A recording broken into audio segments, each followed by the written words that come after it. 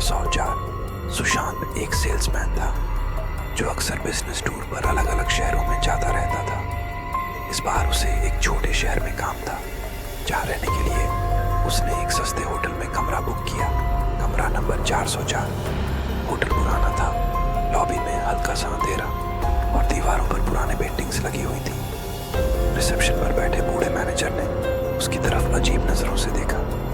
साहब, ये कमरा सही नहीं है, कोई और ले लीजिए, मैनेजर ने अजीब लहजे में कहा। सुशांत हंस पड़ा। अरे भाई, मुझे कोई भूत वूत में यकीन नहीं है, आप चाबी दीजिए। कमरा अंदर से अजीब सा महसूस हो रहा था।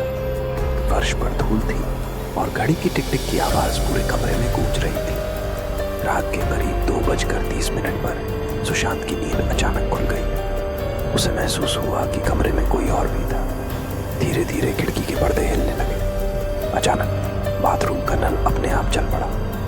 ठंडे पानी की धारा बह रही थी, मगर बाथरूम में कोई नहीं था। सुशांत ने सोचा कि शायद यह उसका भ्रम है और वह फिर सोने चला गया। लेकिन तभी दरवाजे पर किसी ने धीरे धीरे दस्तक दी। सुशांत धीरे से उठा और दरवाजे के पास गया। कौन है? उसने डरते डरते पूछा। कोई जवाब नहीं, बस धीरे धीरे दस्तक जारी रही। आखिरकार उसने हिम्मत करके दरवाजा खोला, मगर बाहर कोई नहीं था। और जैसे ही वह पलटा, उसे बिस्तर पर एक परछाई बैठी दिखी। वह परछाई धीरे धीरे एक महिला में बदल गई। फटे हुए सफेद कपड़े, उलझे हुए बाल और खून से भरी आंखें।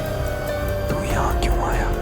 ये कमरा तेरा नहीं है। सुशांत का शरीर बेजान हो गया और अचानक उसे ऐसा महसूस हुआ जैसे कोई उसका गला दबा रहा हो। वह चिल्लाने की कोशिश कर रहा था, मगर आवाज नहीं निकल रही थी। अगली सुबह होटल का स्टाफ कमरे में दाखिल हुआ। सुशांत का शव बिस्तर पर पड़ा था। उसके चेहरे पर डर जमी हुई थी। मैनेजर ने एक गहरी सांस ली और बुदबुदाया, एक और शिकार। किसी को समझ नहीं आता कि कमरा नंबर 404 बंद क्यों रहता है। कहते हैं कि 3 साल पहले इसी कमरे में एक लड़की ने आत्महत्या कर ली थी। जब भी कोई इस कमरे में रुकता है, वह उसकी आत्मा का शिकार बन जाता है और अगली सुबह कमरे में सिर्फ एक लाश मिलती है। अब भी कोई इस होटल में कमरा नंबर 404 बुक करने की हिम्मत नहीं करता। क्या आप करेंगे?